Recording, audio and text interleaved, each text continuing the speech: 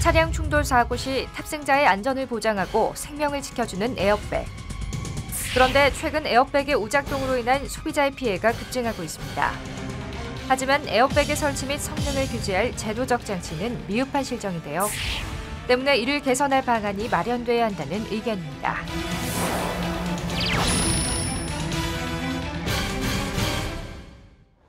안녕하십니까. 새누리당 국회의원 김한표입니다. 최근 운전자를 보호하는 자동차의 에어백이 정작 사고 발생 시에는 제대로 작동이 되지 않아서 더 큰 피해를 낳고 있습니다.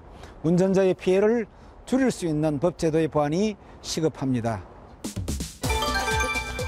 운전자 및 탑승자의 안전을 강화하기 위한 이 법안에 따르면 에어백 및 안전띠를 의무적으로 장착하도록 규정하고 있으며 그 종류 및 성능의 기준을 국토교통부령으로 정하도록 명시하고 있습니다. 한국교통연구원 자료에 따르면 우리가 2011년도하고 2012년 통계가 나와 있는데 2011년도에 보면 5,500명 정도의 교통사고 사망자가 생기고 또 최근 3년간 통계치를 보니까 약 700여 건 정도가 에어백 불만 사건입니다. 한국소비자원에 접수된 에어백 불만 사례 중 에어백 미작동으로 인한 피해가 무려 78.6%로 대부분을 차지했는데요. 해당 피해 사례의 70% 이상이 폐차에 이르는 대형 사고였던 것으로 확인돼 그 심각성을 여실히 보여주고 있습니다.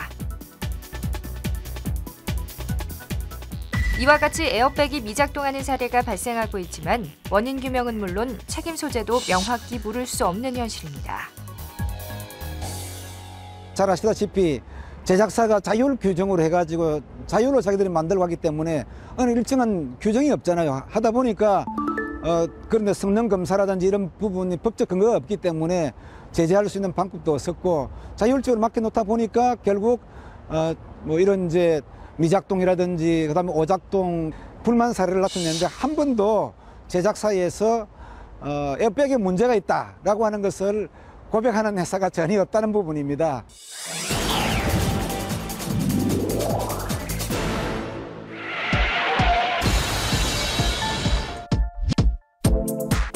자동차 충돌 사고가 발생했을 경우 탑승자의 생명을 보호하기 위한 에어백.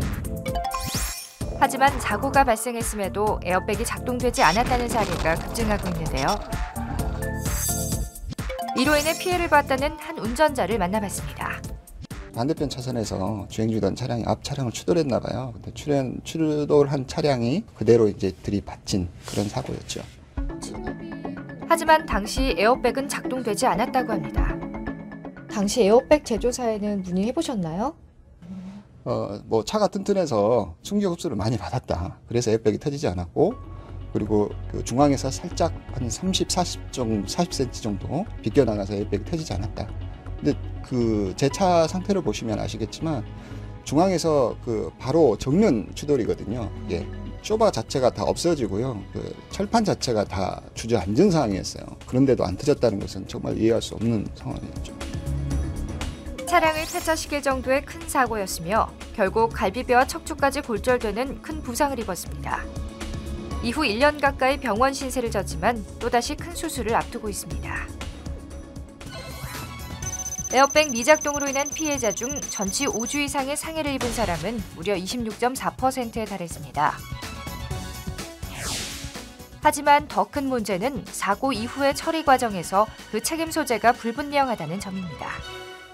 현재 지금 소비자와 제조사가 계속 문제가 되는 것이, 소비자는 차량이 충돌한 다음에 파손 상태를 보고 자, 이 정도면 뭐 에어백이 터져야 되지 않겠느냐라고 생각을 하고 있고, 제조사 측에서는 자기네들이 설계한 값, 범위 내에서만 터지도록 그렇게 인정이 되기 때문에 그것이 아마 소비자와 사업자 간에 상당히 좀 편차가 큰 것으로 그렇게 나타났습니다. 차량 정면에 센서가 충격을 감지하면 에어백이 작동되는데요. 설계상으로는 다른 각도로 충돌할 경우 에어백이 작동되지 않을 수도 있다는 겁니다. 실제로 지난 1년간 제조사가 문제를 인정한 경우는 한 건도 없었습니다. 에어백을 관리함에 있어서 좀 주의해야 될 것이 있으면 말씀 부탁드립니다. 그러니까 소비자분들께서 사실 이제 에어백은 이것이 폐차할 때까지 딱 한 번 작동되는 그러한 부품이기 때문에 이제 소비자들이 관리를 좀 소홀하기 쉬운데 엔진 오일을 갈 때나 또는 자동차 정기 점검 시에 그 점검센터에 가서 반드시 에어백이 현재 상태가 어떤지를 점검해달라고 하면 그냥 무료로 해주기 때문에 소비자들이 통상 그 점검하는 그 중요 부위에 생각을 하시고 아마 점검을 일상화하는 게 좋으리라고 생각이 됩니다.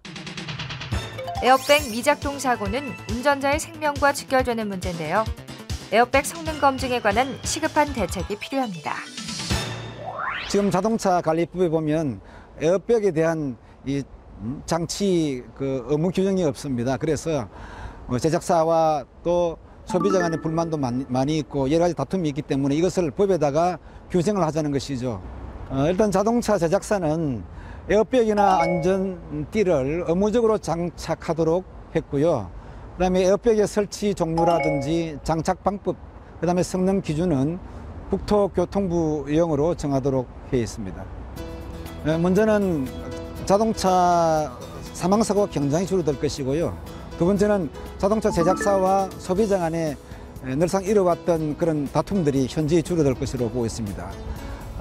특히 이제 자동차 사망사고 감소와 관련해서는 이 에어백을 설치한 경우에는 약 13% 정도 사망사고 감소율이 나타나는데 안전벨트와 에어백을 동시에 했을 경우에는 약 50% 이상 사망사고 감소율이 될 것으로 내다보고 있습니다.